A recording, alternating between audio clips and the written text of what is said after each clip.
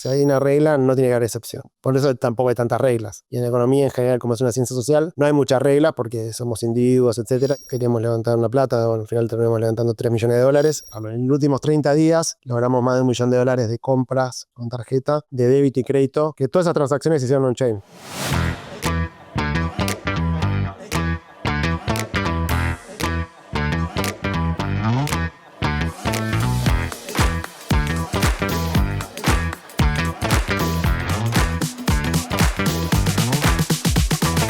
Bueno, bienvenidos a otra entrevista de Tecnología Informal. El invitado de hoy es Gabriel Gruber. Yo lo conozco de nombre hace mucho tiempo, porque cuando yo hice un pequeño experimento startup de real estate, era simultáneo con Properati. Yo sabía que estaba Properati ahí. Yo estaba haciendo un tasador en esa época. En realidad quería hacer una SaaS para inmobiliarias. Mi mujer es corredora inmobiliaria. De ahí te conocí de nombre, ¿no? Nunca hablamos, no teníamos ninguna relación de ningún tipo, pero te conozco de ahí. Y bueno, con el tiempo te pasaste al lado cripto, ahí fui teniendo más tu nombre, porque yo también me pasé un poquito a cripto a trabajar ahí. Y bueno, finalmente llegamos a trabajar juntos con Exactly, como una relación comercial con Silverdev. Pero bueno, más allá de todo eso, bueno, hay como una historia, ¿no? Larga de tu presencia local. Creo que la primera vez que nos vimos en persona fue en ShipBA, como jueces de una hackathon. Y bueno, me parece que sos un personaje interesante de la fauna local, el que vale la pena entrevistar. Así que, bueno, si podés hacerte una pequeña intro. Bueno, dentro de la fauna, no sé cuál sería, pero tampoco sé si es interesante, pero bueno, fui pasando por varias cosas. Estudié economía, trabajé como economista un tiempo, después vengo emprendiendo desde el año 2009 y bueno, esta es mi tercera startup, así que bueno, podría decir que soy emprendedor. No me gusta esta idea de emprendedor serial, me parece un poco bullshit, pero al principio por ahí no soy muy bueno. Si tengo un jefe, entonces tengo que armar alguna empresa como para hacer las cosas que me gustan, pero lo paradójico es cuando uno emprende, ya sea en algo más chico, más grande, lo que sea, terminás haciendo no todas las cosas que haces son las que te gustan y no todos los días son muy buenos, pero creo que las cosas buenas hacen que todo el resto valga la pena, así que bueno, acá estamos. A mí me causa gracia cuando Naval en Twitter dice volvete inempleable, o es un tema de Twitter, ¿no? El volvete empleable porque haces tu propia empresa.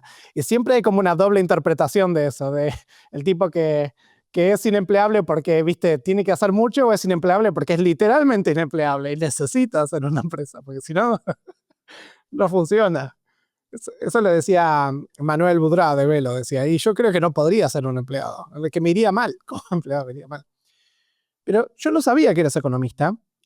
Yo para las entrevistas que hago un poquito de research, tampoco la locura, y miro así tu historial, tus inicios, y digo, es economista, interesante que hayas estudiado eso, pero también que ejerciste como soy varios años. Así que empecemos por ahí de los origins, ¿no? ¿Por qué elegiste economía, no? ¿Qué era tu visión o qué era lo que querías hacer? Sí, yo fui a un colegio técnico en el secundario y estaba muy metido con todas las cosas que estaba haciendo. Me acuerdo que hice, no sé, circuitos eh, armé como un circuito integrado con estaño, le puse todos los componentes, armé una cerradura para mi casa, un sistema de alarma. Después también hice algo de programación, hice una Ferrari en alto impacto. Bueno, estaba como loco con todo lo que se podía hacer en ese momento en un colegio técnico. Y la especialidad de perito mercantil eran 5 años en vez de 6, entonces bueno, fui por ahí. Y bueno, me terminó gustando, me pareció interesante y dejé un poco la parte técnica de lado por unos años. Así que bueno, te diría que un poco eso. Me interesaba mucho la tecnología, hice varias cosas en la adolescencia y después, por un tema del secundario que eran 5 o 6 años, elegí la parte de perito mercantil y bueno, empecé a estudiar economía, me interesaba también mucho los mercados. A los 17, 18 años ya tenía una cuenta en Patagon en su momento, comprando acciones. Me interesaban mucho las finanzas. Y sobre todo Uy. me interesaba me gusta entender cómo funcionan las cosas. Hay como markers del calendario que son peligrosos. Invertiste en la bolsa, ¿qué edad tenías y qué año era? Fue bien, le mandé a Güeces Casares hace un tiempo me había guardado mi boleta de depósito de Patagon y tengo mi número de cliente y todo. No, eran unos pocos ahorros que tenía en ese momento. Pero bueno, me acuerdo que usaba Yahoo Finance en aquel momento. Hoy todavía lo sigo usando. Eh, pero tenía un poco de curiosidad. Me interesa cómo funcionan las cosas y bueno, la economía me parecía interesante entender cómo funcionan los mercados, cómo, digamos, en general. Y bueno, Claro, pero si vos decís que hiciste un depósito en Patagon para ponerlo en la bolsa, ¿no te agarró el .com que te destruyó? Estamos hablando del 99, 2000, 2002, ¿qué estamos hablando? ahora lo busco, pero fue en el 90 y pico. Ah, bueno, para ahí saliste a tiempo. Pero está bien. Vos entraste en economía, según el LinkedIn, en el 2000. O sea, era un momento también para entrar en economía en Argentina. O sea, ¿cómo estaba el contexto del país para vos con la decisión de estudiar economía? ¿Era algo? O sea, mi sensación es que contaste, y medio estaba como en este camino ahora. Pero el Yo terminé contexto, secundario en el 99, claro. empecé de la UBA en el 2000, eh, ciencias económicas, y al mismo tiempo empecé en marzo del 2000, empecé a trabajar como pasante en una consultora llamada, en ese momento, Pedro Lacoste Asociados. Mi primer jefe fue Martín Lustó, que me entrevistó. Eh, yo venía sin experiencia laboral y bueno, un poco porque sabía manejar más o menos una computadora, un poco de Excel, tenía que hacer data entry 4 horas por día, esa era la pasantía. Y bueno, después de un par de semanas de hacer data entry, 4 horas por día, me di cuenta que no hacía falta hacer data entry, sino que la información la podía sacar de un archivo que estaba publicado en la página del Banco Central. Entonces, bueno, al mes de trabajo le fui a decir a mi jefe, que era Martín Lustó, y también Pedro Lacoste, que era el dueño de la consultora. Le fui a decir, mirá, el laburo de 4 horas lo puedo hacer en 5 o 10 minutos. Nada, si quieres sigo viniendo, si no, si no se lo voy dando. Y me dijo, no, no, quédate. Y la verdad que estuvo bueno porque aprendí un montón, eh, no teniendo que hacer data entry. Primero me fui a quejar, dije que lo de data entry no estaba bueno. Y entonces él me dijo, mira, la manera de aprender algo es metiéndote con los datos, buceando, embarrándote un poco, que me parece que eso hoy falta en la gente, ¿viste? Nadie se quiere embarrar al principio. Y bueno, fueron semanas de estar todo el día embarrado y hasta que al final yo mismo me encontré la solución al problema, que era automatizar esa tarea. Eh, y bueno, y ahí pude trabajar mucho más con ellos. Yo recién empecé a estudiar economía y después vino al estudio Alfonso Pratgay, que venía a trabajar en JP Morgan con todo un equipo de economistas y bueno, el único recurso que había era yo, que era un estudiante de economía de primer año, y ahí se transformó en APL Economía. Bueno, trabajé mucho con él hasta que él fue presidente del Banco Central y yo ahí, digamos, me tomé un tiempo para seguir estudiando y bueno, al tiempo empecé a trabajar primero en la oficina del Fondo Monetario en Argentina, eh, que está En dentro el del FMI, en el Banco. FMI. Exacto, el Banco Central era interesante, este dato por ahí no lo tenía. Era dentro del Fondo Monetario, ya esto era el 2003, creo, plena reestructuración de la deuda con la Baña y todo ese momento Argentina. Yo trabajando con los del FMI para tratar de ayudarlos a que entiendan de dónde sacar la información, armar la Ok. base de datos. Así que eso sí que fue durmiendo en el enemigo, pero la verdad que toda la gente que trabaja en el fondo son gente de primera y fue muy bueno trabajar con ellos. Pero mis jefes en ese momento, que eran los del FMI, salían en la tapa de Clarín. Claro. Era una locura. Bueno, y después de un tiempo ya me recibí de economista y sí, ahí seguí trabajando, pero ya en el Banco Central, en programación monetaria, también con datos, también cargando datos, un poco más automatizado todo. Y, y bueno, nada, después de un tiempo, nada, pasé al sector financiero y me fui a trabajar a Tilton Capital, que también lo fundó Alfonso Pratgay después del Banco Central, que era una Ah. empresa de asset management. Bien, quiero hacer unas preguntas de esto, todo este proceso, porque son varios años, entiendo, estabas trabajando y estudiando, capaz no eran puestos de gran responsabilidad, pero ¿cómo es el día a día de un analista? Porque vos tenés bajar los datos, pero ¿qué hacías? ¿Hacías reportes? ¿Quién leía los datos que vos producías? ¿Cómo es el día a día? Mira, acá encontré lo de Patagon, 14 de junio del 2000. A Y punto de de una volar todo por los aires. cuenta número 57085 de Patagon, tenía 990, un depósito de 999,75 pesos, esos dólares. Yo tengo acá el original, bueno, de mi boleta de depósito de Patagon. Eh, Pero bueno, esto coincide un poco con lo que te estoy contando. En el 2000 estaba empezando a trabajar en mi primer trabajo. En el 99 todavía terminé el secundario, así que ya Claro, nací en el 82. Así con 18 años ya tenía una cuenta en Patagon. claro. A ver, respecto a la pregunta, creo que es buena la pregunta porque también creo que al día de hoy un poco, eh, es si bien mi trabajo no tiene nada que ver con ser economista, ni escribir reportes, ni hacer research, pero en el día a día creo que lo uso bastante. Te doy un Ok, ejemplo. Hoy me desperté con un problema, que en el Apple Store, Apple no está pudiendo hacer un review de la app por algún problema, entonces bueno, hoy con AI es más fácil porque uno puede pedir ayuda, pero bueno, dado un problema, digamos, buscar la información, tratar de encontrarlas, hablar con gente, buscar los datos, etcétera. Entonces es como, en ese momento era, bueno, había que escribir un reporte sobre tal tema y había que buscar la información, armar los gráficos, ver que todo tenga, que la idea que uno quería, que querían escribir sobre algún tema, que esos datos sean consistentes. eh, bueno, era un gran tema encontrar la información, presentarla, armar la base de datos, todo eso llevaba mucho tiempo en ese momento.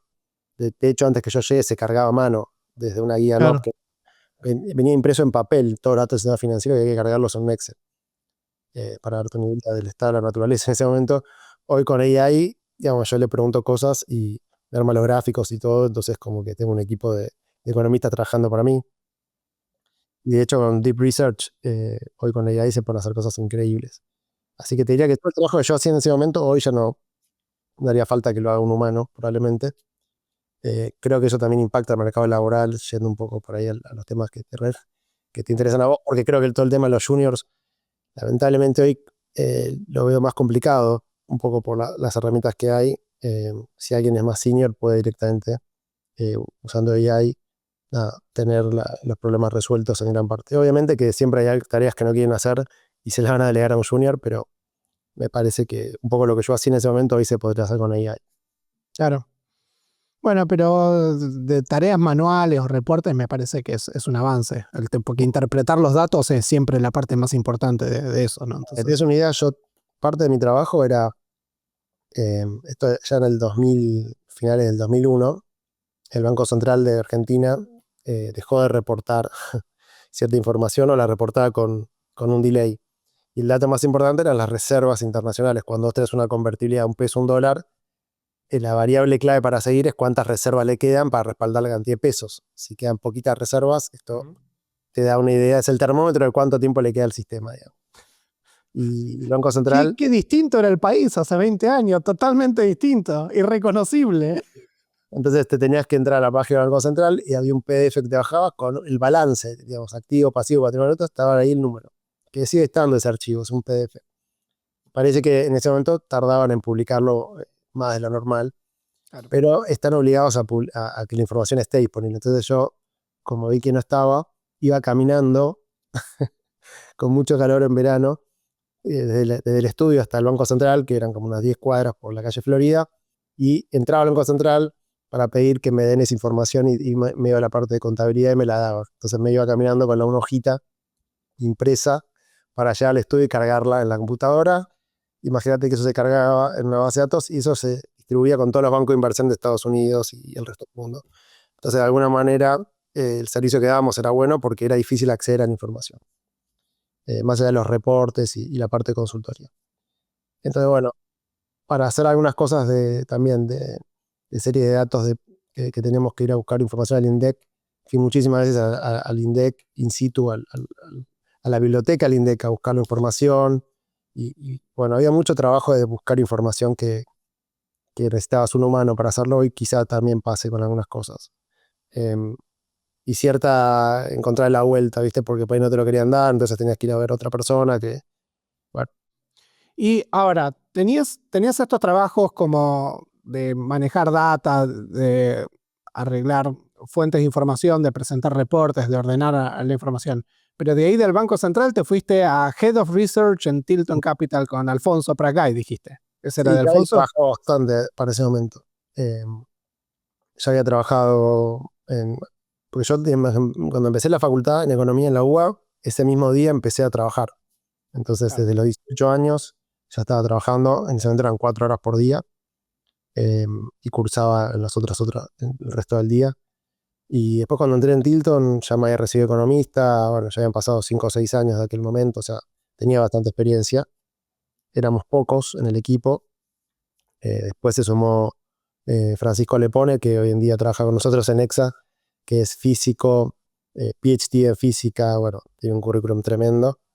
Y bueno, mejoró muchas de las cosas que yo había hecho. Mi primer trabajo en Tilton fue armar un modelo de Value at Risk, que básicamente es agarrar un portfolio y hacer una serie de cálculos estadísticos para ver cuál es el riesgo que tiene ese portafolio durante un año. O sea, cuál toma se va a pérdida según, digamos, la distribución de probabilidades de algunos supuestos. Entonces, la idea es que así funciona el mundo. Si quieres, te puedo resumir finanzas en 60 segundos. Hay mucho dinero de los trabajadores, de los fondos de pensiones, etcétera, que es manejado por fondos, y esos fondos cobran comisiones y tienen como algunas reglas, porque si no, tomarían demasiado riesgo para ganar más comisiones, ¿no? Una de esas reglas es que no pueden tener más de un cierto nivel de riesgo, value at risk, anualizado, por ejemplo, 5%. Y eso hace que tengan que estar todo el tiempo con un software, obviamente, eh, chequeando, dado cómo se mueven los activos de ese portfolio, cuánto riesgo tienen estadísticamente hablando. Y si se pasan ese umbral, automáticamente tienen que vender posiciones del portafolio para que baje el riesgo. Y eso es lo que ocurre cuando ocurre algo, cualquier cosa, un shock externo, pero puede ser un anuncio de la Fed, o puede ser O de Trump. o de Trump, o una guerra, o lo que sea, cualquier evento que ocurre y así, digamos, fuera de lo normal, aumenta el nivel de riesgo, o sea, y eso genera como una catarata de liquidación, de movimientos, porque todos los sistemas detectan que subió el nivel de riesgo del portafolio, entonces tienen que salir automáticamente a desprenderse de ciertos activos que son más riesgosos estadísticamente hablando. Y típicamente por ahí baja las acciones, no sé, de Mercado Libre, decir, che, pero ¿por qué bajó Mercado Libre hoy 5%? La empresa está yendo bárbaro, no tiene sentido. Bueno, en realidad no tiene que ver con cómo le está yendo la empresa, tiene que ver con cómo funciona eh, la teoría del portafolio y cómo los fondos de inversión tienen reglas de trading que tienen que cumplir. Así que bueno, eso fue un poco mi trabajo ahí. Y después cuando vino Francisco, él armó todo el sistema mucho mejor que yo. Pero haber armado todo eso con los conocimientos, sin ser PhD en física y solamente como habiendo estudiado economía, eh, y en la UBA en general no hay muchas herramientas de finanzas, así que fue un poco aprender solo.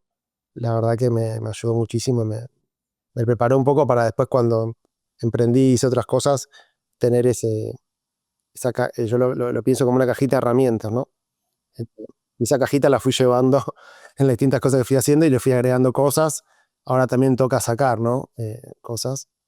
Pero bueno, fue un poco eso. Pero quiero entender algo de este rol como de Head of Research.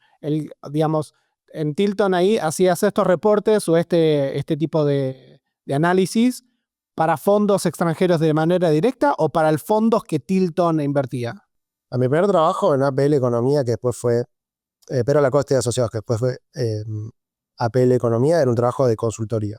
Era cargar datos y ayudar a los economistas a escribir reportes para bancos de afuera o la situación de Argentina. Después en el FMI era manejar la base de datos para que ellos puedan escribir sus propios reportes y tener todo actualizado. En el Banco Central de Programación Monetaria era actualizar también lo que se llama el reporte diario, el reporte mensual, también tocar con datos y archivos y PDFs y cosas que estén disponibles para que los analistas puedan entender qué está pasando con las variables que maneja el Banco Central. Escribir también un poco para los reportes que hacen mensuales.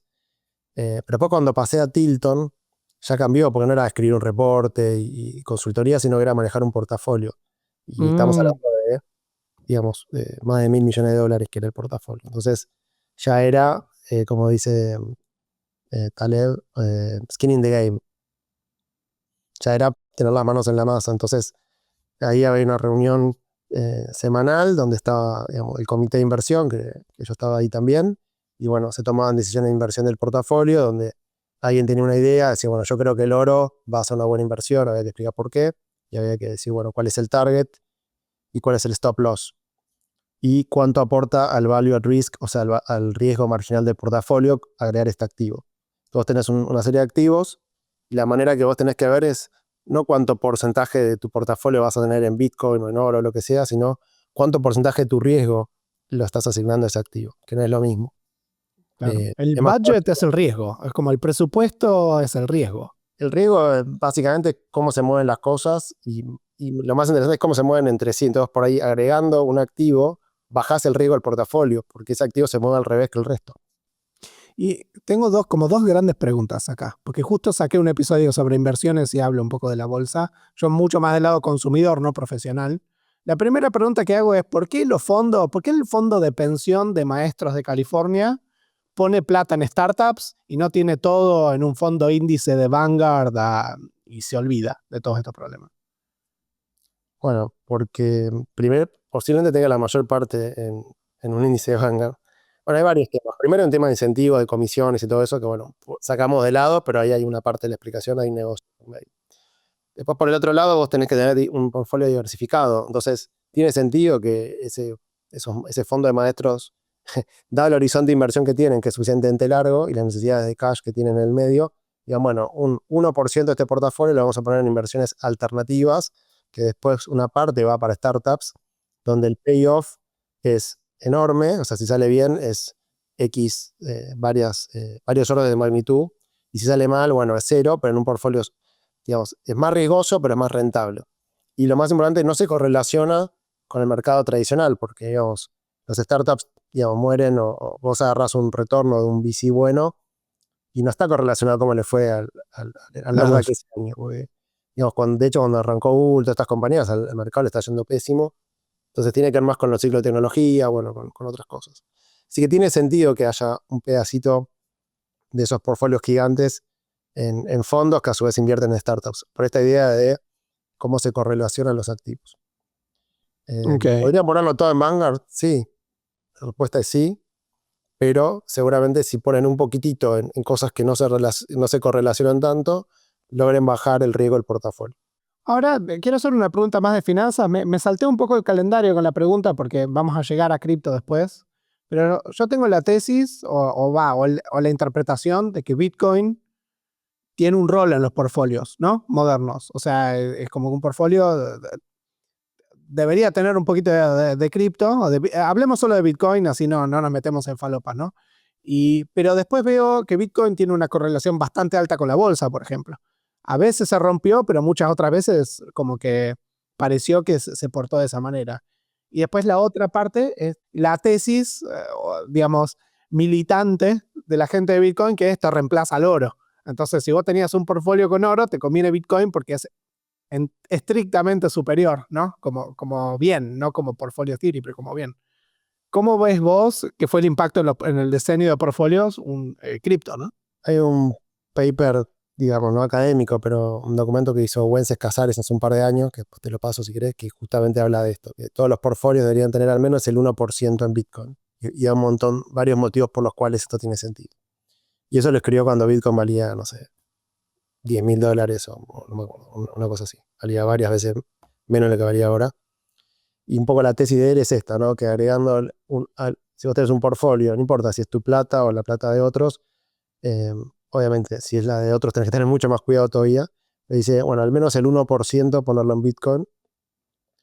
Él lo traduce, creo que la idea es básicamente, primero que no se correlaciona, por más que a veces sí se correlaciona, pero en el largo plazo no. Y segundo, el payoff es asimétrico, o sea, por ahí Bitcoin o en ese momento, ¿no? O valía cero o valía muchísimo. Entonces tiene sentido que tomes ese riesgo porque es asimétrico. Asimétrico.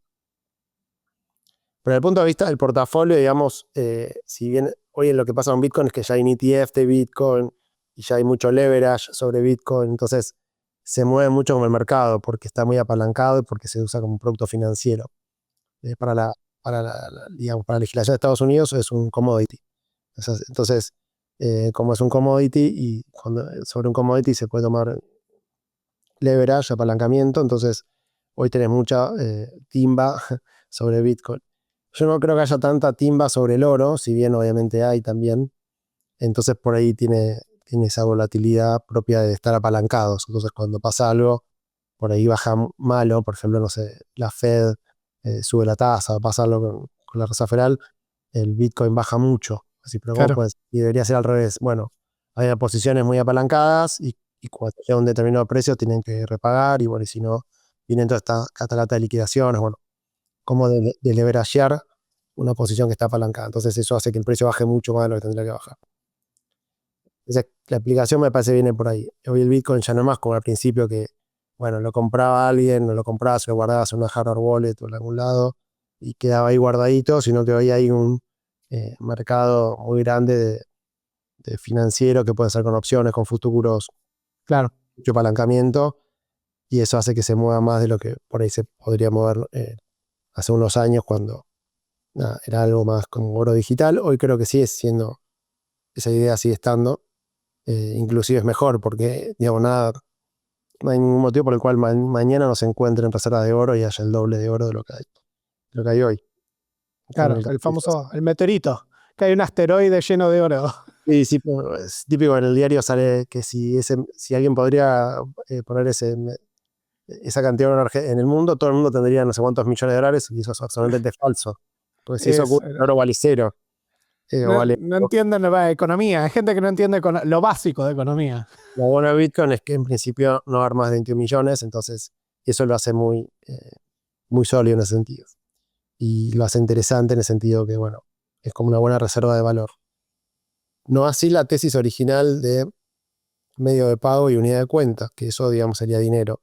Eso todavía no Claro. ocurrió, no podemos discutir si va a ocurrir o no, pero que es buena reserva de valor, en principio parecería ser que sí, y más allá que seas pro Bitcoin o no, eh, es interesante el instrumento, me parece que vale la pena mirarlo para cualquier persona. Ahora, yo te hago una pregunta. Digamos, nos metimos en cripto y quiero hablar justo de Bitcoin desde un punto de vista financiero y después seguimos con nuestro camino. Pero para que alguien que puso $10.000 en Bitcoin en el 2011 hoy tenga $1.000 millones, ¿no? Tiene que haber un conjunto de gente que puso $1.000 millones para que esta persona la pueda sacar, ¿no? Entonces, ¿cómo se explica un flujo con un activo como Bitcoin donde hay tanta gente que hizo tanta plata en el orden de miles de millones de dólares? Aún así parece que todos ganan. No puede ser. Algo Bueno, pierde, ¿no? La plata tiene que entrar. en cualquier mercado el precio se da por la última transacción, o sea, hay un order book y junto a la oferta y demanda se termina el precio. Entonces, todos los días no se tradeea todo el stock de Bitcoin, se tradeea un poquitito, muy chiquitito. En el caso del Bitcoin, por lo que yo veo, se mueve muy poco el Bitcoin que está on-chain. Se mueve mucho el Bitcoin, llamémoslo virtual o el Bitcoin que está en exchanges y que en realidad es un ID en una base de datos, digamos. Pero el Bitcoin que está en la blockchain de Bitcoin casi que no se mueve. Lo que se mueve es lo que se traía todo el tiempo, es más que todo en exchanges centralizados y ahora está ETF, etc. Entonces, ese flujo de trading diario te determina el precio. Ahora, eso no quiere decir que si yo agarro y compré, un ejemplo, 10.000 o 100.000 bitcoins y voy y los vendo ya, bueno, eso probablemente genere un impacto en el precio. Porque estoy saliendo a vender una cantidad gigante de bitcoin. Entonces, lo que se hace en esos, generalmente cuando hay una orden muy grande de bitcoin, se hace over the counter, se vende a un particular fuera del mercado a un precio X que, bueno, que queda entre las partes. O sea, entonces no es que alguien pone esa plata sino que al final es P por Q. O sea, vos una cantidad de Bitcoin y decís, bueno, mi mark to market, o sea, lo que vale hoy mi portfolio es esta cantidad de Bitcoin por el precio de mercado. El precio de mercado se determina por el flujo de transacciones que hay segundo a segundo, digamos. Está bien. Digamos, estoy completamente de acuerdo. Market cap es humo, tiene mucho de humo el valor porque no se puede materializar. Pero en el fondo, la persona que tiene 10.000 bitcoins que le costó $10.000 en el 2010, los venderá de a poco, los venderá over the counter, pero tiene decenas de millones de dólares seguros, cientos de millones de dólares capaz también. O sea, esta plata se ha movido. Pero mi pregunta general de Bitcoin o de cripto es que para que una persona tenga algo que compró a 10 y vendió a 100.000, tiene que haber otra persona dispuesta a comprarla a 100.000. ¿Y por qué hay tanta expectativa de valor de esa persona que pone 100.000 en esto y no la pone en otra cosa? O sea, ¿de dónde sale el valor percibido de toda la gente que pone la plata y que rinde todo? Rinde pagarle al que compró el Bitcoin antes, a pagar las máquinas para la electricidad, pagar todo, ¿no? O sea, tiene que haber creo que había un estimado, por ejemplo, de que se gastan, no sé, $200 millones de poder de cómputo para la infraestructura de Bitcoin. No sé los números, lo invento. pero para que el precio se mantenga tienen que entrar 200 millones de dólares, entre comillas, de ganancia para el sistema, para que se sostenga. ¿En dónde viene la ganancia? La compró $1, probablemente lo minó, lo puede haber minado en su computadora, en su casa, con unas Sí. placas de video. O sea, el costo marginal de generar un Bitcoin en ese momento probablemente haya sido cercano a $1. ¿Está bien? Hoy, el costo marginal de minar un Bitcoin, no tengo el dato exacto, pero me imagino que debe estar en las decenas de miles de dólares, puede estar en 20.000, 30.000, no sé. Depende del costo de la energía, de qué máquinas tengas, de la amortización del hardware. Pero está en varios órdenes de magnitud, no es más $1, es decenas de miles de dólares. O sea, el costo marginal de minar un Bitcoin hoy es decenas de miles de dólares, con lo cual de ahí surge el precio. Ahora, ¿por qué vale 100.000 o 112.000 y no vale el costo marginal? Bueno, porque hay un mercado que está demandando más Bitcoin del que se puede generar en ese momento. Entonces pagan un premium para tener Bitcoin ahora.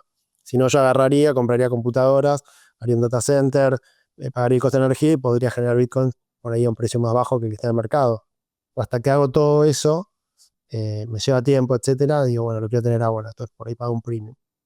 Eh, y aparte tengo que comprar nuevas computadoras después y tirarla. Hay todo un CAPEX que tenés que tener, entonces no es tan lineal tampoco. Está bien. ¿Y la demanda por qué viene? ¿Por qué alguien hoy decide, por qué un consumidor decide pagar 110 mil dólares un Bitcoin hoy y no decir, ya fue?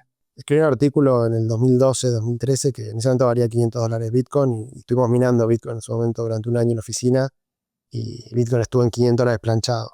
Compramos unas placas de video y minamos y generamos un Bitcoin y pico durante un año. Lo metimos en un pool de minado. Y un poco el artículo que te lo puedo pasar de Medium, básicamente lo que decía es que Bitcoin va a valer más si el día de mañana se usa para más cosas. Y ahí creo que pasó algo interesante, que es que no es que se usa para más cosas, porque para más cosas se usan las stablecoins o se usan otras cosas, o se usan contratos inteligentes en Ethereum, etcétera. Pero la simplicidad de Bitcoin, que es, hay una red Bitcoin que es segura, que es escalable, donde lo único que se puede hacer es comprar y vender Bitcoin, algo que parece súper aburrido, bueno, demostró ser resiliente todos estos años, funciona perfectamente y se fue validando con el tiempo que digamos, es oro digital. En ese momento uno puede decir, no, pero hay que ver porque con el próximo halving va a pasar que tal cosa. Bueno, fue pasando todo y se demostró en un track record suficientemente grande de tiempo que la red es resiliente y que el producto, digamos, hace lo que el white paper dice que va a hacer. Y generó mucho marketing, bueno, una serie de cuestiones ahí. Y también el tema regulatorio, ¿no? Ya hay un ETF, ahora es mucho más fácil comprarlo. Entonces la gente dice, che, me interesa tener algo de Bitcoin. Bueno, ahora es más fácil, bueno, hay más demanda.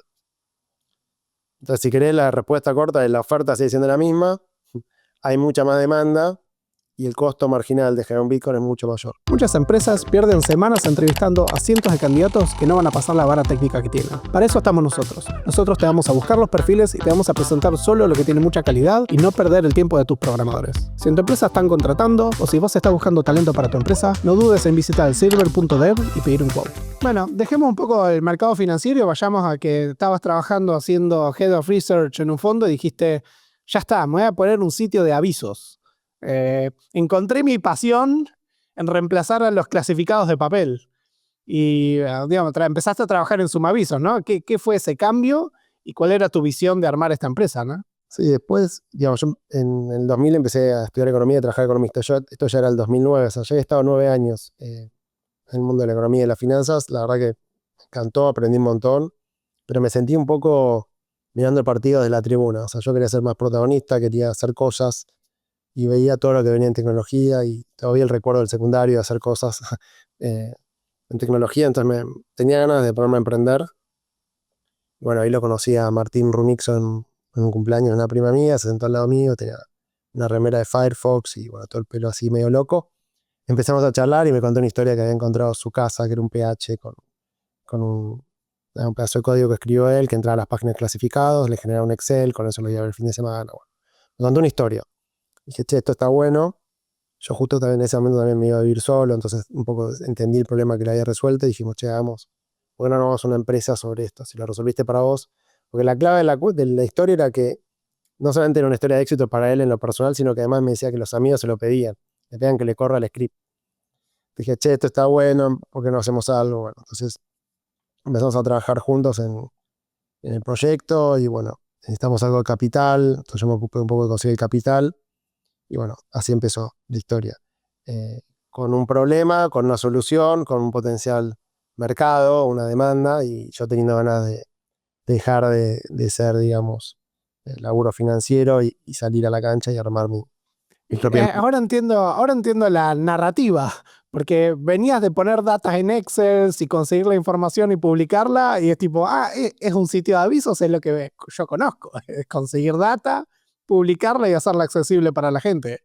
Y además la manera que logramos generarle tráfico, bueno, también fue muy interesante porque primero había que indexar todo el contenido, bueno, había una serie de desafíos ahí y después había que generar tráfico, entonces empezamos a ver cómo generar tráfico y ahí encontramos una manera de... A mí se me ocurrió que buscando en Google, viste, Google Suggest recién salía, entonces yo empecé a escribir y Google te iba recomendando. Entonces le dije a Martín, che, ¿cómo hago para copiar todo esto? Entonces, bueno, fui copiando a mano hasta que me di cuenta que se puede hacer un script. Luego armamos un sistema donde había unos workers que scrapean todo Google Suggest y automáticamente lo subíamos a la API de Google AdWords y lo pusimos a andar. Google nos baneaba, entonces lo hicimos con Tor, bueno, una serie de cosas. Y al poco tiempo generábamos 1 millón de keywords por día en muchísimos idiomas. Y había llegamos al límite máximo de la API de AdWords. Nunca en la historia de Google, de la parte de ads, de publicidad, alguien que compra publicidad en Google había generado 1 millón de keywords tan rápidamente. Porque las keywords supuestamente tenías que generarlas a mano, según unas reglas que había. Bueno, nosotros fuimos con otro approach y bueno, así la verdad que encontramos maneras de conseguir tráfico muy bajo costo, keywords de long tail que no valían nada, que bueno. Y después monetizábamos también con el sistema de Google, así que bueno, hubo ahí un arbitraje interesante dentro de Google que duró un tiempo y generó cierto profit. Y bueno, eso después al final no siguió existiendo y terminamos armando la segunda compañía que se llama Properati, con la idea original, que es, che, quiero buscar mi casa, ¿cómo hago? Y esta vez mucho más ambiciosa, porque en vez de ir a buscar los avisos clasificados al sitio de terceros, queríamos nosotros ser el lugar donde están los anuncios. Es más, y queríamos darte la solución end-to-end, o sea, que entres a un lugar y que eventualmente te vayas de ahí con tu casa. Y hasta la última versión fue con un sistema de hipotecas donde están todos los bancos, entonces vos, nada, te decimos qué casa puedes comprar y online te damos la mejor hipoteca, con lo cual en el escenario ideal, nada, no tenés casi que poner plata y el banco te lo financia y encontrás la mejor hipoteca y la mejor casa y bueno, una solución end-to-end para el mercado real estate. Súper Yo complicado en Latinoamérica y bueno, después en 2018 lo vendimos a OLX, así que nos enfocamos en otros mercados de América Latina. tengo unas preguntas sobre manejar un sitio de avisos, porque lo que mencionaste de Google Keywords es muy táctico. Yo tengo la idea de que manejar un sitio de avisos tiene un efecto marketplace, donde cuando conseguís el tráfico, rankeas mejor en Google, entonces después conseguís más tráfico, entonces conseguís digamos, mejor ranking. Es como una lucha por conseguir la velocidad de tráfico y, digamos, gana uno, ¿no? Tiende a ganar uno en un espacio, no puede haber 3 sitios de avisos. ¿Eso es así en avisos o es puramente táctico, SEO growth y tenés que lucharla semana a semana? Bueno, en el mundo de los clasificados vienen del mundo de papel. O sea, mucha gente no lo sabe, pero bueno, antiguamente se compraba el diario, había una sección de clasificados y uno iba marcando, ya sea para autos, para propiedades o para empleos, qué es lo que estaba buscando, era medio una locura. Eso pasó online, ¿está bien? Cuando pasa online, los que empiezan haciéndolo son los mismos que estaban en papel, que son los diarios. Entonces, si vos te fijas en Argentina, en Colombia, en México, en la mayoría de los países, en Brasil, en Chile, los principales portales venían de ser los diarios, que de repente lanzaron su portal y tenían el contenido y tenían el branding y el top of mind que se llama, que es, che, si estoy buscando casa, entro acá. Y bueno, eso es donde, digamos, en cada país tenés al número 1 que viene de ahí. Después empezaron otros sitios de clasificados gratis, bueno, en su momento fue OLX, Craigslist en Estados Unidos, que fue el primero, que te permitían publicar gratis y tenían muy buen... estaban hechos de una manera que Google, digamos, lo crawleaba muy bien, entonces tenía muy buen posicionamiento en Google, lo que se llama SEO. Entonces empezaron a generar un montón de tráfico esos sitios, pero no tenían mucho branding. Entonces tenías un poco las dos cosas, ¿no? Los sitios de papel que ahora eran online, con mayor calidad, después había fotos, había Google Maps, versus estos clasificados gratuitos que tenían muy buen tráfico orgánico. Así que bueno, ese es un poco el mix que había. Y después vino Facebook y lanzó Marketplace. Entonces empezó a agarrar toda la red, el grafo social de Facebook y le enchufó clasificados, con lo cual ahí ya era un competidor más. Así que bueno, la respuesta corta es que los números en general, los números uno en cada país venían de ser los medios tradicionales y tenían marcas muy fuertes que era el top of mind. Y es muy difícil competir contra eso porque necesitas millones y millones de dólares de inversión para posicionar tu marca en el consumidor. Claro. Después otro problema que hay es que uno no está todo el tiempo buscando casa o buscando empleo por ahí más seguido, pero en general la casa es un ciclo largo. Si es que compras y si alquilás son 2 o 3 años, digamos. Entonces, eh, nada, es otro desafío, ¿no? Adquirís un usuario y ese usuario te genera un cierto valor, pero después se va porque encontró la casa. Así que bueno, es un mercado complicado. Y hasta hoy creo que nadie le encontró la vuelta del todo como yo hubiese pensado que para esta fecha ya estaría resuelto el problema. Por varios motivos, pero si querés la explicación corta para mí es que hay un problema de incentivos y, por ejemplo, en Argentina, si vos ves, todo el mundo se queja de las inmobiliarias, entonces terminas dándoselo a muchas inmobiliarias y todas la publican y entonces cuando entras a la ficha está duplicado, triplicado, las fotos son de mala calidad, no hay plano, no te responden cuando les contactás porque no tiene exclusividad, pero por otro lado cuando los contactás te hacen pagarles unas comisiones tremendas, entonces todo eso funciona mal. La manera de resolverlo es como es en Estados Unidos con un sistema tipo MLS donde hay exclusividad, entonces vos tenés inmobiliarias especialistas en conseguir productos, propiedades. Una inmobiliaria firma un contrato de exclusividad con un vendedor. Y después lo sube a un sistema y ahí cualquier inmobiliaria se puede encargar de venderlo. Y si lo vende, comparte comisión con el que lo originó. Entonces ahí el sistema funciona bastante bien. Obviamente que hay que pagar bastantes comisiones y eso no está bueno. Pero la clave está para mí en la exclusividad. Y para eso tiene que estar profesionalizado, tiene que haber un buen sistema, tiene que trabajar bien. Así que bueno, al ser informal todo funciona mal. Y al ser Qué un poco más formal, interesante. podría funcionar mejor. Tampoco es perfecto lo que ocurre en Estados Unidos, pero porque al final del día terminas pagando unas comisiones gigantes, pero el sistema funciona mucho mejor que en otros lados. ¿Cómo me Y dirías que funciona mejor en Estados Unidos? Cuando decís funciona mejor, en volumen, en velocidad, en... no, bueno, vos entras a una propiedad y tenés todas las fotos verificadas, tenés el plano, tenés el precio, cuánto se vendió antes, tenés toda la información, que eso lo originó una inmobiliaria que tiene un contrato de exclusividad con el dueño de la casa.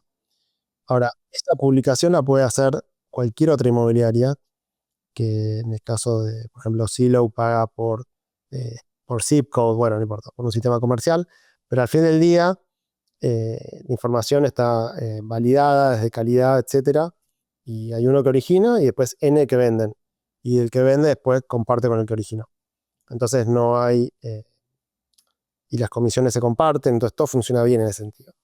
Y bueno, en general los realtors están bastante profesionalizados y contestan rápido y tienen tecnología. Y, bueno, hay Estoy... marcas. me están moviendo el cerebro, porque yo vengo jugando mucho con que recruiting también le falta, que en Estados Unidos no existe el concepto de un MLS de recruiting. Tenés otras reglas de privacidad, porque no quiere la información de la gente, la que es pública la tiene que decidir cada persona qué información es pública, pero los recruiters tenemos mucha información no pública que entre nosotros no nos compartimos, ¿no? Como alguien que, no sé, tiene 2 trabajos, ¿no? Eso puede ser un tema de información. Bueno, tenés LinkedIn, ¿no? Claro, pero eso está, la persona publica lo que él quiere, pero los recruiters tenemos información adversarial, que es como esto, cosas que filtran a la gente, ¿no? Y yo digo, lo que nos falta a los recruiters, lo tengo en un episodio del podcast donde digo, nos falta una especie de MLS, falta un poco de colaboración para no entrevistar 20 veces a la misma persona, que después, no sé, no aparece en las entrevistas, ese tipo de cosas. Estás pensando más, es una especie de veraz que un MLS. O Sí, sea, no sé, porque a mí me encantaría saber, dónde está entrevistando cada persona, en todo momento. Y yo entiendo por qué eso no tiene que ser público, las empresas no deberían poder ver eso. Pero los recruiters, yo creo que sí deberíamos poder ver eso, porque es como al pedo no saberlo. Es como perdemos mucho tiempo. Perdemos mucho tiempo con ese tipo de cosas y estaríamos dispuestos, obviamente, a tener un mercado más eficiente en bajar comisiones, en velocidad. ahora digo, con el sombrero economista, la respuesta a lo que está diciendo es que en general los mercados funcionan cuando el sistema de precios asigna los recursos de manera eficiente. Claro, Ahora, no funcionan tan bien cuando eso no sucede. Y eso no sucede cuando hay lo que llaman externalidades, que es cuando el sistema de precios no asigna bien. Por ejemplo, el ejemplo clásico es que hay un hotel muy lindo, un río, y del otro lado del río hay una empresa que contamina. La empresa que contamina, nada, tira los desechos al agua, total, el costo para la empresa es cero, ahora el costo social no es cero, y encima el hotel no vende más habitaciones porque tiene el río contaminado. Entonces, bueno, ¿cuál es el rol ahí del gobierno, si es que hay un rol o no? Uno podría hacer, bueno, que haya un marco regulatorio para que no se pueda tirar, bueno, eso está bien. O algún otro dice, no, tenés que poner un impuesto, pues si tiras contaminadas, entonces que el costo privado sea el que tiene que ser, no sé hacer. Bueno, cualquiera de las soluciones que uno quiera ponerle a eso, de alguna manera tiene que haber incentivos y digamos, al final del día los precios son incentivos que transmitan información y que todo funcione mejor. Entonces, el mercado laboral, hay problemas de información asimétrica. Yo escribí mi tesis sobre el mercado de limones de autos de Estados Unidos. Hay un de Stiglitz y Stiglitz. ganaron un premio Nobel sobre eso, el Lemon Market, que básicamente dice que no podría haber ningún intercambio de autos en un mercado usados porque el que tiene un buen auto lo va a querer vender más caro, el que tiene un auto que es malo, un Lemon, lo va a querer vender más barato, entonces solamente se van a vender los autos Lemon y los que son malos y los que son buenos no. En un auto nuevo no, porque el auto nuevo, digamos, tiene la garantía de fábrica, está todo estandarizado. Pero en un auto usado vos no sabes lo que le pasó al auto antes, Claro. etc. ¿Y esto cómo se resuelve? Bueno, se resuelve con los dealerships tipo Car One, etcétera, donde te dan garantía. Vos vas, compras un auto usado y te dice, che, en los próximos 12 meses, si te pasa algo, yo te doy garantía. Te cobro un poco más que si lo vas a comprar en particular, pero tenés la garantía. Y yo ya lo revisé y está la documentación bien, etcétera. Así que bueno, eso es un poco el problema de información asimétrica y eso se resuelve con algún mecanismo de mercado. En este caso, Car One que da garantía del auto usado que estás comprando.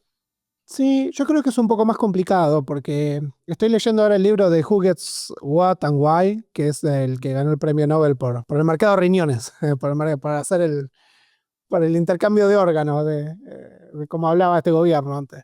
Pero habla mucho de matching markets, ¿no? Y todos los ejemplos que él da en el libro no son de precios, ¿no? Porque no hay precio. Es como elegir la escuela para tu chico. Es como que el precio no es el mecanismo con el que se determinan las cosas porque las dos partes deciden qué le toca. Imagínate un car dealership que elige a quién le vende el auto, ¿no? Y como que es mucho más, tiene como muchas más complejidades. Los precios los puedes pensar como un incentivo. O sea, al final del Claro, día sí es claro. un incentivo. Sí, sí, sí. Pero el tema del matching market tiene ideas muy interesantes, de que hay que dar señales, ¿viste? Cómo das Yo señales creo que la o... mayoría de los problemas, ya sea en una startup o en recruiting o en el mercado de autos o el que sea, pasan por un tema de incentivos. O sea, cuando los Claro, incentivos no están alineados, hay un problema. claro. Sí, Entonces, se empiezan a ver un montón de ruido y bueno, y las cosas no funcionan. Si hay un precio, es porque hay mercado, hay cosas que no tienen precio. Puedes pensarlo, no sé, el mercado de conseguir pareja, digamos, no sé, el claro. que sea. ¿Cómo haces para que funcione de manera más eficient, etcétera? Bueno, esto es una discusión larga, no sé si me da el caso, pero con un poco el sombrero, un poco me preguntaba por qué estudié economía y todo eso. Yo pienso mucho las cosas así. Eh, Claro. en cualquier discusión trato de pensarla desde ese punto de vista, ¿no? Si querés abstraer más de lo que estoy diciendo, es como una especie de método científico donde, bueno, hay una hipótesis, se cumple o no se cumple, se verifica, bueno, todos los cisnes son blancos, con que encuentres uno que es negro, chao, ya se viene abajo tu tesis, tu teoría, y hay un error muy común que yo escucho muchísimo, te diría a diario, que dicen que eh, cuando pasa algo, dicen, bueno, este es el ejemplo que, ¿cómo se dice? Que contradice la regla, que verifica la regla. Sí, la excepción que confirma la regla. La excepción que confirma la regla es, te sacan de la facultad si decís eso. O sea, justamente si hay una excepción, demuestra que no hay regla. Si hay una regla, no tiene que haber excepción. Entonces, por eso tampoco hay tantas reglas. Y en economía en general, como es una ciencia social, no hay muchas reglas porque somos individuos, etcétera, y tenemos un comportamiento social. En la física sí hay reglas. Hasta que venga un nuevo Einstein y te cambie el paradigma, pero mientras tanto hay ciertas reglas. Eh, y en economía hay algunas reglas que son bastante claras, que si emitís mucho dinero va a haber inflación, bueno, hay una serie de cosas que ya se sabe que van a ocurrir. Otras que no son tan claras, eh, pero bueno, nada, a mí me gusta mucho pensar las cosas así y en el día a día de una startup un poco aplico este tipo de cuestiones de cómo pensar las cosas. Y lo que hago de alguna manera, que es un poco por ahí lo que haces vos o mucha gente, es al final del día vos tenés recursos que son, si tenés una empresa, tenés gente que trabaja con vos, recursos humanos, tenés recursos financieros, que puede ser la plata que tiene la empresa en caja o plata de inversores, y lo que tenés que hacer con esos recursos es maximizarlos, es decir, cómo hago para que genere más retorno, ya sea porque mi producto se vende más, o para el retorno para los inversores que miran el dinero, etcétera. Pero de alguna manera estás en un ejercicio de optimización de, de recursos eh, mucho más difícil porque estás haciendo un producto y ese producto tiene un tiempo de maduración, o sea, no es todo lineal, tenés que encontrar el product market fit y en el medio pasan muchas cosas. Pero bueno, esta idea de abstraerse, los economistas lo que hacemos es, yo no lo hago más por los economistas, pero es abstraerse de la realidad, simplificar todo en un modelo y después, dado el modelo, hacer una regla general, con un montón de supuestos en el medio. Eso sirve mientras que sepas que estás tomando supuestos. Y eso no sirve cuando te estás mintiendo a vos mismo y pensás que el mundo funciona así. Es como un mapa. Vos tenés un mapa de, no sé, de la ciudad de Buenos Aires y te sirve porque de alguna manera, bueno, ahí sería Google Maps. Vas de un lugar al otro, etcétera. Ahora el mapa es una simplificación. No te muestra cada pozo que hay en cada calle. No te muestra si esta zona es tan peligrosa o no sé, o el camino tiene baches. Es una simplificación. Te ayuda a llegar de un lugar al otro. No le pidas más que eso. Así que bueno, ese es un poco mi mindset en general. Yo creo que, primero que una de las disciplinas que es importante para founders y gente de producto es economía, entender de microeconomía. Para mí macroeconomía no sirve para startups en particular, excepto que hagas algo muy particular, pero microeconomía y esta cosa psicológica y behavioral economics tiene aplicaciones muy directas. Pero para él me llama la atención que menciones dos cosas. Una es el uso de modelos, ¿no? También es uno de los skills fundamentales de la disciplina de ciencias de la computación. De hecho, en exactas, por ejemplo, yo cuando hice algoritmos 2, era la mitad de la materia era modelado, no codeabas, te decía, ¿cómo modelarías esto? ¿Cómo explicarías cómo funciona? Y yo creo que es uno de los skills fundamentales en muchas cosas. En medicina también, un médico tiene que tener un modelo muy abstraído de cómo funciona un cuerpo humano y yo creo que es un pensamiento de abstracción y también de sistemas, de entender algo que es más que lo evidente, ¿no? ¿Por qué la gente compra más si vos lográs esto? Es como entender cómo todas las piezas van juntas, porque si no tenés ese modelo, no llegás a ver cosas más complicadas que son importantes. O sea que es consistente, digamos, no es en contra de la teoría ortodoxa de que hace un buen founder o alguien de productos, poder modelar la realidad y pensar en sistemas es uno de los skills fundamentales. Que para mí falta en Argentina, ¿eh? Yo Se creo que piensa muy... es más arte que ciencia. Sí, así como te dije todo eh, esto, también te digo que hay una parte que es más arte. O sea, es una mezcla. Tenés que tener un mindset, ya sea de lo que hayas estudiado, si no estudiaste nada, por ahí tenés tu propio mindset de lo que fuiste aprendiendo.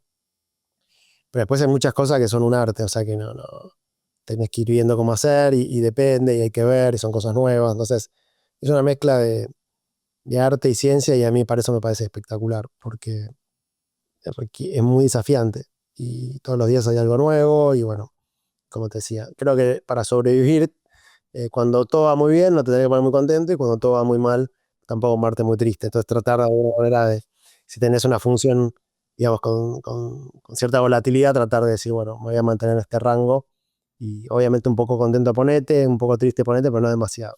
claro. Eh, Antes de saltar a cripto, quiero hacer digamos, me quedó picando una pregunta sobre Property, porque mencionás esto de los desafíos de hacer los avisos. El caso de éxito de avisos de propiedades en Argentina o Latam sería Zonaprop. Zonaprop con Navent le va bien, no sé, digamos. Zona Prop era Dridco, que venía del grupo La Nación. O sea, Claro, La Nación como diario tenía sus clasificados, Clarín tenía sus clasificados. claro, Lo que hace La Nación es que le cede todo ese negocio a una empresa llamada Dridco, que son unos ex de remate, que le ponen mejor tecnología que Clarín, con lo cual terminan ganando. Y después eso lo compra Navan, que es una empresa que viene del mundo de Boomerang, de los clasificados de empleos, que compra eso y se lo terminan vendiendo a los brasileros de Quinto Andar, que es una empresa de alquileres de Brasil. Esa es un poco la historia. claro, El origen está en los clasificados de papel de claro. esa empresa. Después tuvieron un buen desarrollo de producto, se posicionaron bien, etcétera. Y hoy en Argentina es el número 1. Mercado Libre creo que creció muchísimo también y le va bien. Y bueno, no hay un lugar para muchos. O sea, al final del día tenés el top of mind y después tenés alguno más. Claro. En Brasil tenés la misma historia eh, con un sitio de clasificados que venía de papel. Y bueno, y después también tenías Viva Real, que es una startup que se hizo y después se fusionaron los dos. Y eso hoy compite con Quinto Andar. Así que bueno, en Colombia tenés Finca Raíz, que también venía de un medio tradicional. Entonces en México lo mismo. Entonces en cada país es historia parecida, donde Claro. viene del mundo clasificado de papel, va online y ahí compite con otro que nació online. Y bueno, o se terminan fusionando o terminan siendo uno y dos según el mercado. Pero viene por ahí. O sea que es una excepcionalidad que Craigslist, que no vino por un diario, haya sido el ganador en Estados Unidos. Es que no sé si se ha ganado en el mundo, o sea, en algunas categorías le fue muy bien en su momento, pero después lo que se hizo con Craigslist es que si vos hay una imagen que se ve claramente que en cada uno de los sectores de Craigslist, que eran como una especie de clasificado de papel, pero online, cada vertical, empleo, real estate, dating, bueno, servicios, apareció una .com que lo hizo mejor y Claro, ganó. O sea, el número 1 de Estados Unidos es Zillow, claro. que competía con Trulia, que era otro, hacían lo mismo, ese Zillow terminó comprando Trulia y hoy Sí. Zillow es el número 1 lejos. Y después vino Airbnb para la parte de alquileres. Entonces, y después tenés LinkedIn para la parte de empleo. Entonces, todo lo que era Craigslist se fue como, se generaron como verticales con mejor experiencia del usuario que terminaron siendo más exitosos. Por ahí Craigslist sigue estando para algunas cuestiones más de nicho o cosas gratis o tiene muy buen posicionamiento orgánico. Bueno, saltemos a cripto. Entonces, pasaste por hacer avisos de propiedades y dijiste, vuelvo a finanzas. Y tipo dijiste, no voy a hacer finanzas easy, voy a hacer DeFi, ¿no? Esa es la primera iteración. Yo tenía antecedentes, o había trabajado en finanzas y habíamos minado Bitcoin en el 2013 más o menos, y habían quedado esos Bitcoin por ahí en algún lado. Y bueno, en Properati también habíamos hecho Crediratti, que era la parte de hipotecas online con bancos, y ahí me costó mucho armar eso, de hecho al final no terminó funcionando, bueno. Entonces había como varios puntitos en los últimos 15 años para atrás que si los unís mirando para atrás, bueno, es bastante obvio que había que hacer algo relacionado con DeFi. De hecho, cuando yo descubrí Bitcoin, no me parecía muy interesante, porque lo único que podías hacer era comprar y vender Bitcoin, o mejor dicho, comprar y guardarlo, que está muy bien por los que lo hicieron, y sobre todo en escala, pero como emprendedor no hay mucho para hacer. Eh, de hecho, creo que en una entrevista a Wences le preguntan algo y él dice que por más que él invirtió en Coinbase cuando era un PowerPoint y tuvo varias inversiones muy buenas como Angel Investor, ninguna inversión le dio el retorno que le dio Bitcoin. Y de hecho, lo inviertes en Bitcoin, por decir un ejemplo. Entonces, cuando aparece DeFi y el DeFi Summer y todo esto, ya había vendido el X y ya estaba en los últimos años de estar ahí y poder irme a emprender de vuelta. Y bueno, en el 2021, a mediados del 2021, yo ya podía irme después de 3 años. Y bueno, ahí me junté con Ari Barmat, que es un amigo mío, que él también tiene un sitio de clasificados, llamaba Uni, que en realidad no eran clasificados, sino que era más de cosas para hacer y comida, y bueno, pero también un poco la misma idea que Suma Avisos, pero sobre otro vertical, de descuentos. Y Ari había entrado como primer empleado en Decentraland y trabajó mucho con los founders y después se fue a otro startup, a otro proyecto de The Graph, como primer desarrollador en The Graph, entonces tenía mucha experiencia de Solidity, entendía mucho cómo funcionaban las cosas. Así que bueno, me junté con Ari a principios del 2021 y bueno, nada, fuimos a tomar un café y en una hora de charla con él me voló la cabeza. La verdad que no, me fui ahí y dije, no puedo creer lo que me está contando Ari. Esto es increíble. O sea, realmente se puede armar un sistema financiero on-chain. Y DeFi era lo que estaba de moda, todos estos protocolos. En su momento, Compound era el que tenía más. Aave todavía era chiquito en ese momento. Y bueno, nada. Entonces, agarré esos Bitcoin, los pasé a Binance, empecé a comprar tokens sin saber qué eran y puse leverage 100x, ganaba, perdía. Bueno, un casino centralizado, pues usaba Binance. Y dije, esto es increíble, ¿qué está pasando? En general, uno a veces entra a un mercado porque hay precios que se mueven y te llaman la atención. Después traté de entender qué es lo que estaba atrás. Y bueno, ahí es donde me puse a ver un poco esta tesis de que DeFi está espectacular, pero era un casino descentralizado. Y había algunos protocolos para depositar y pedir prestado, como si fuese un banco, pero era la tasa variable. O sea, en cada bloque cambia la tasa según la utilización de cada pool. Y eso para trading en DeFi está bien, no es un problema, pero si queríamos que DeFi en algún momento reemplace a los bancos, o sea, el backend de las aplicaciones financieras, alguien tenía que resolver el problema de la tasa fija. ¿Por qué? Porque en el mundo tradicional la mayoría de los préstamos se dan a tasa fija. Si te vas a comprar un auto, una casa, una licuadora, no te cambia la tasa segundo a segundo. ¿Por qué? Porque vos tenés un salario mensual o lo que sea, que todos los meses sabes cuánto más o menos vas a ganar. Y decir, bueno, de esto que gano, esta porción la destino a comprar un auto o una licuadora o lo que sea. Esa porción no se puede mover mucho porque eventualmente puede ser mayor que tu ingreso. Entonces, en general la gente compra en cuotas a tasa fija. Y eso es como el consumidor final opera. Así que bueno, esa es la tesis. ¿Cómo hacíamos para armar en DeFi, resolver el problema de tasa fija?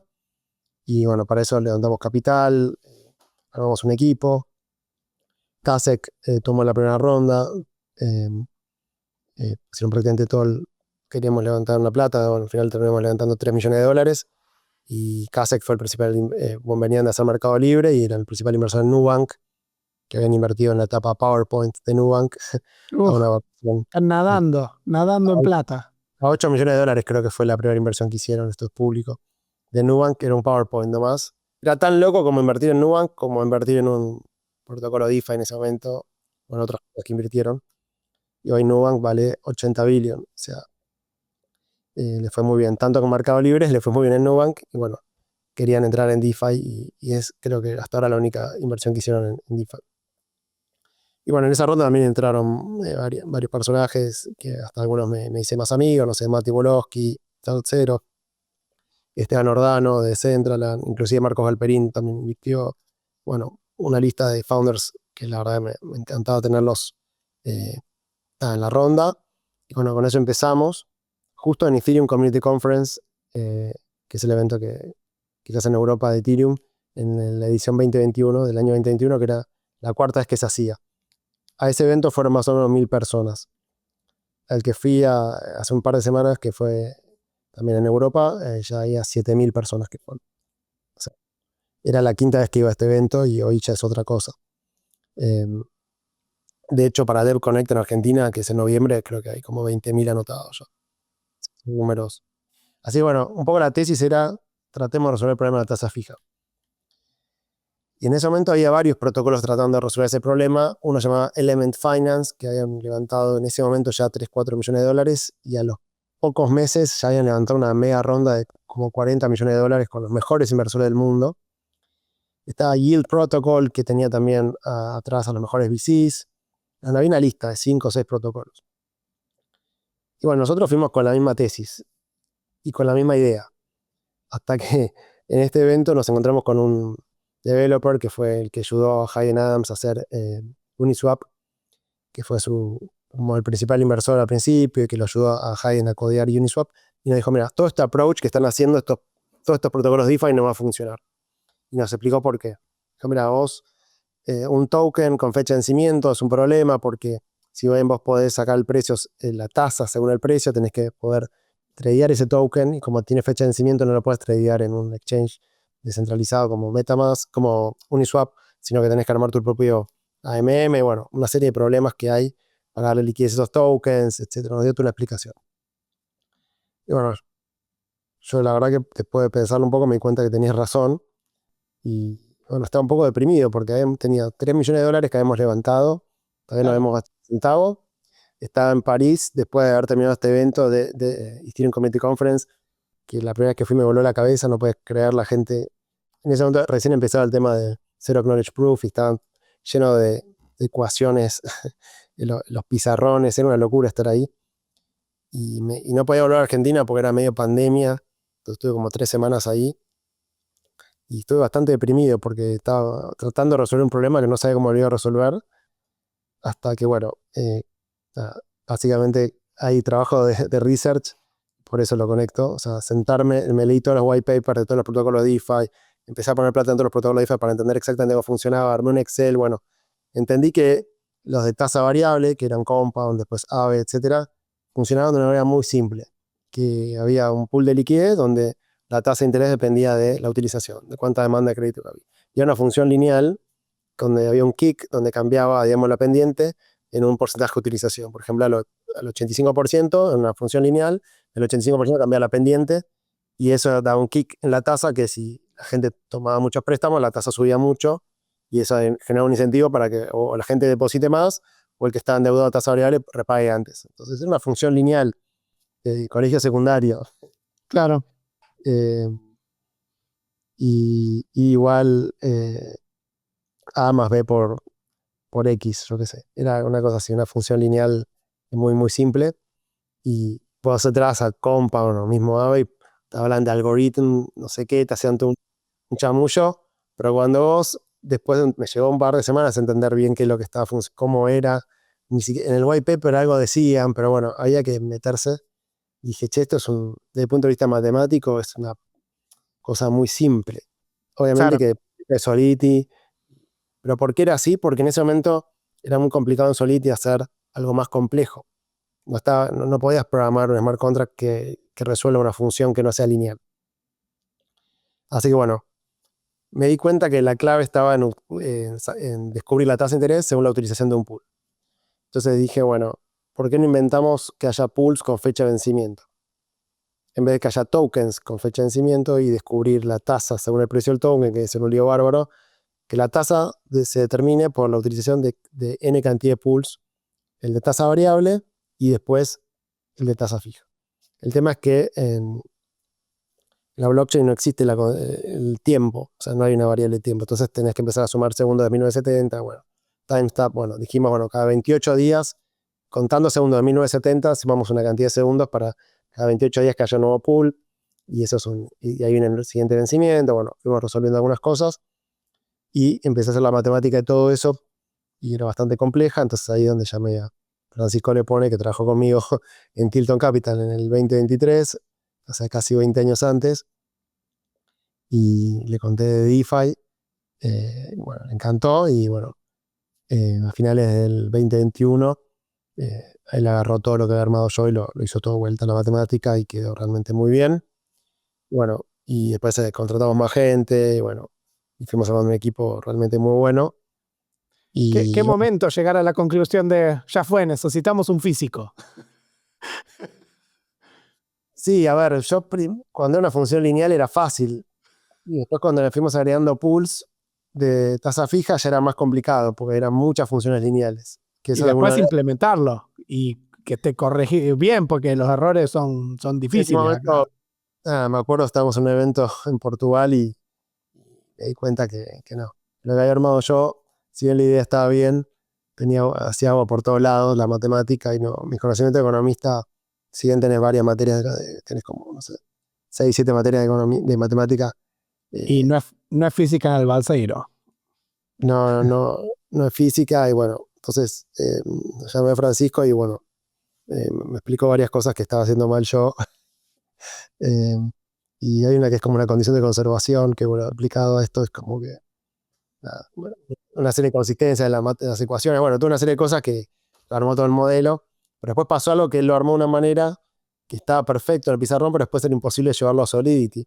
Entonces nos encontramos con otro desafío, y ahí apareció una librería que permitía resolver el logaritmo para Solidity, que era la que lo necesitabas para resolver un integral, bueno, toda una serie de cosas que lo pueden leer en el white paper, pero en principio nos llevó bastante tiempo poder pasar de la teoría a la práctica, hacer el protocolo, lo lanzamos en Ethereum 1 año y pico después, y bueno, y después lo terminamos lanzando en Optimism, que recibimos un grant. Tengo unas preguntas fundacionales de DeFi, porque la mayoría, yo mismo tengo bastantes dudas y mi audiencia asegura que no. Yo hay algo que no entiendo de las tasas de DeFi. Yo voy a explicar lo que yo entiendo y vos me corregís y me decís, no, esto funciona así.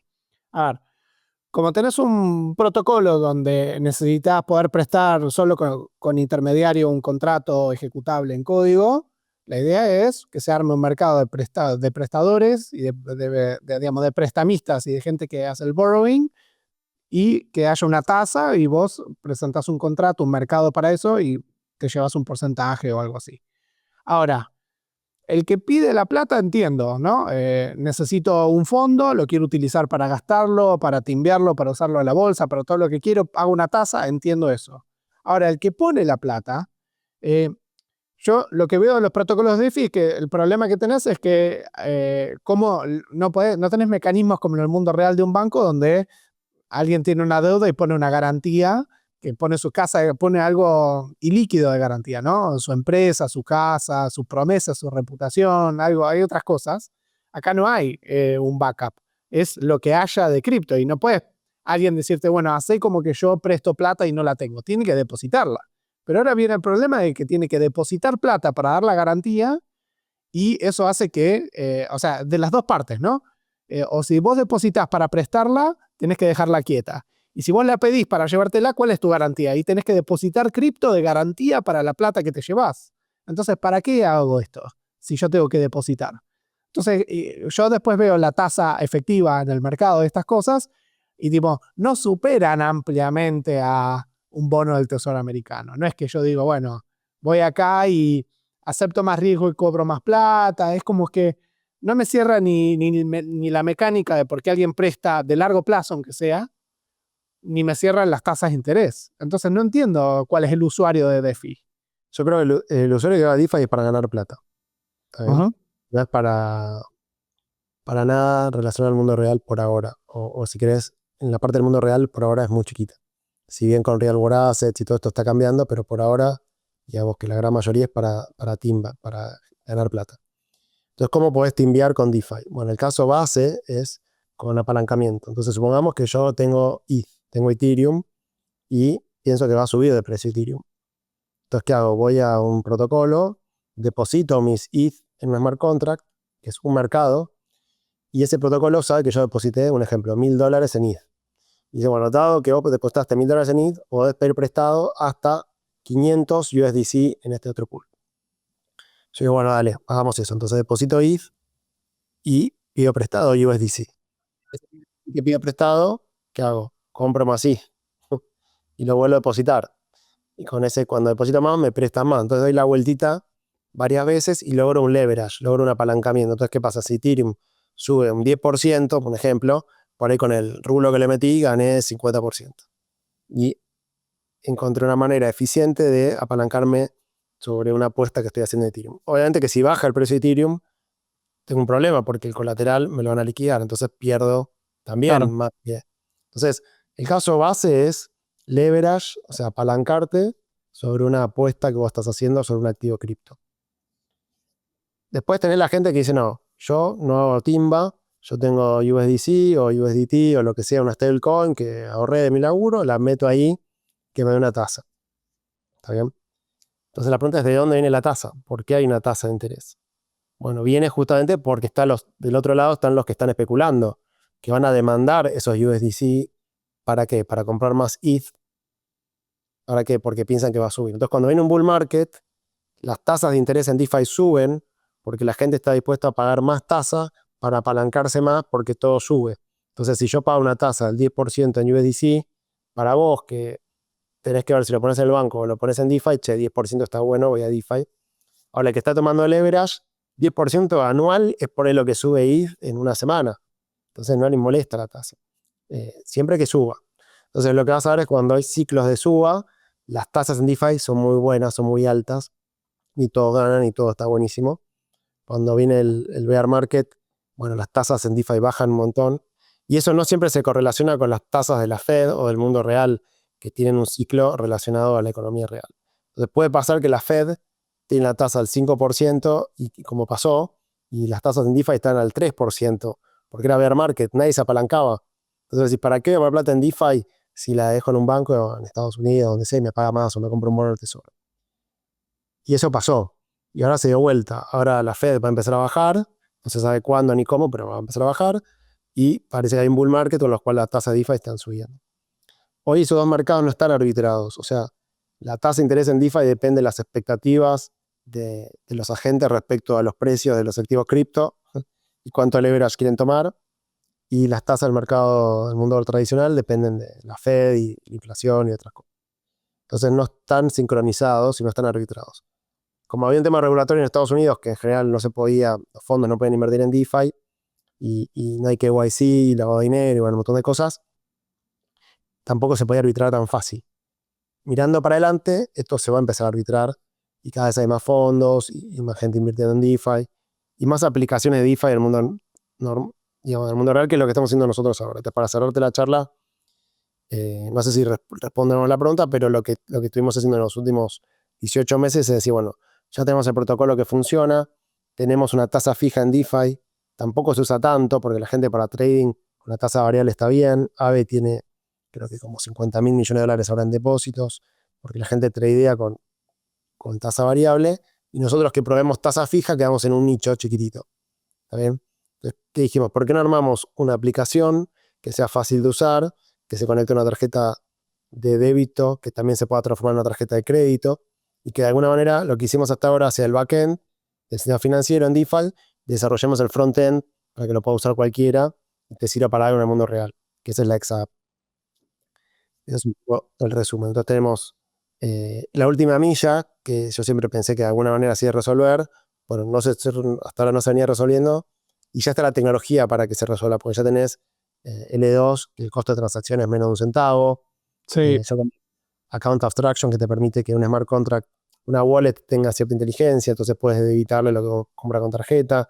Bueno, ya tenés ya Visa te acepta $1 o un USDC, ya tenés un marco regulatorio más interesante. Entonces, tenés un montón de cosas que están disponibles no hace mucho, hace 12 meses como mucho, y que permiten que hoy nosotros podamos tener la XApp en el mercado, y hay otros competidores que también están lanzando productos similares.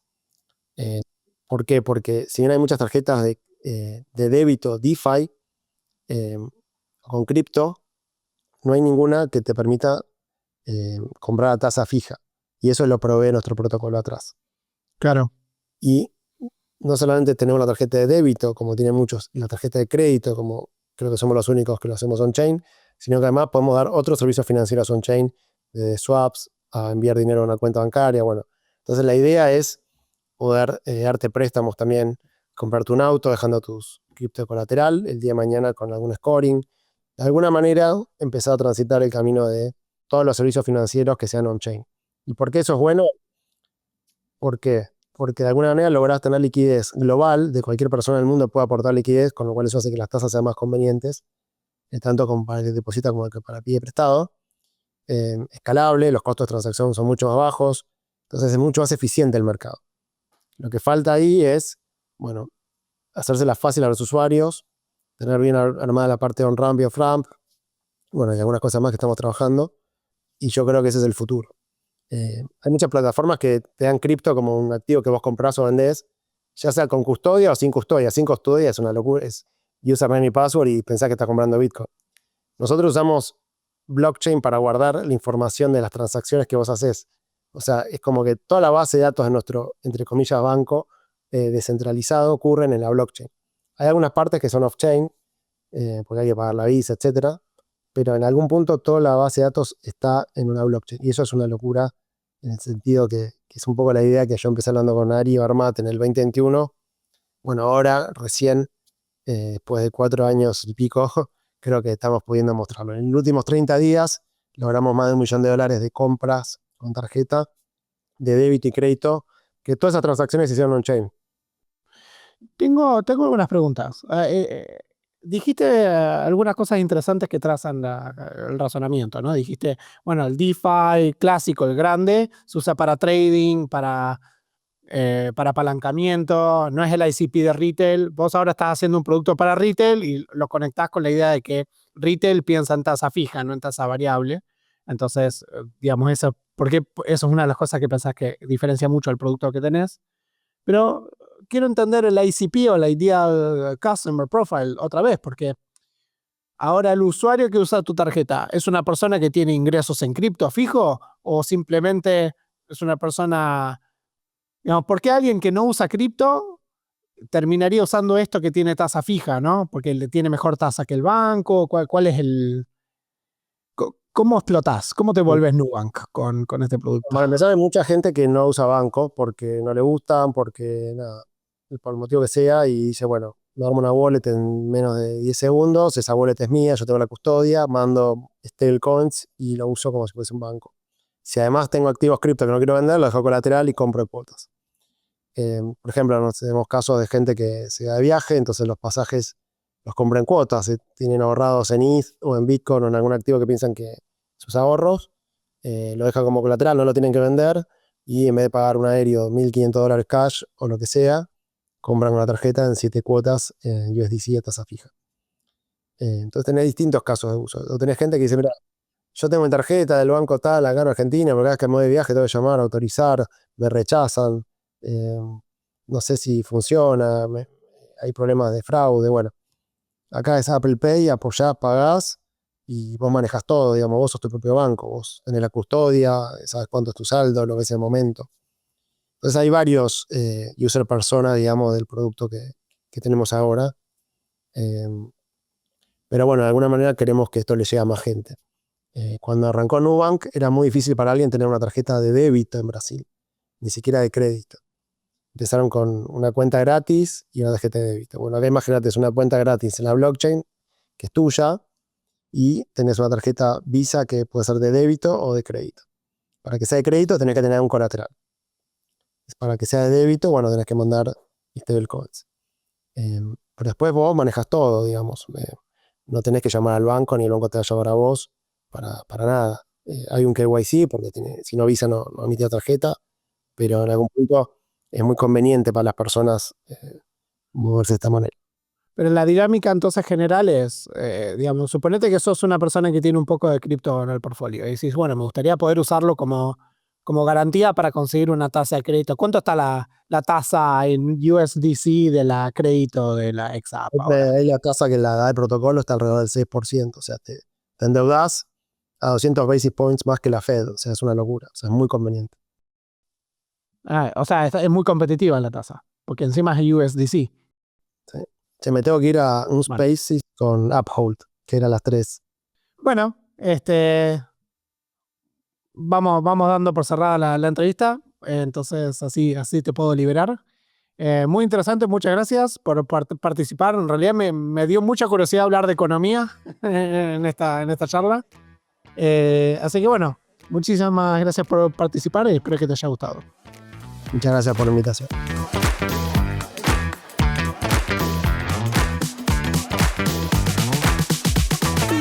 Si les gustó el podcast, denle follow para saber de los nuevos episodios y síganme en Twitter con ConanBat, con doble T.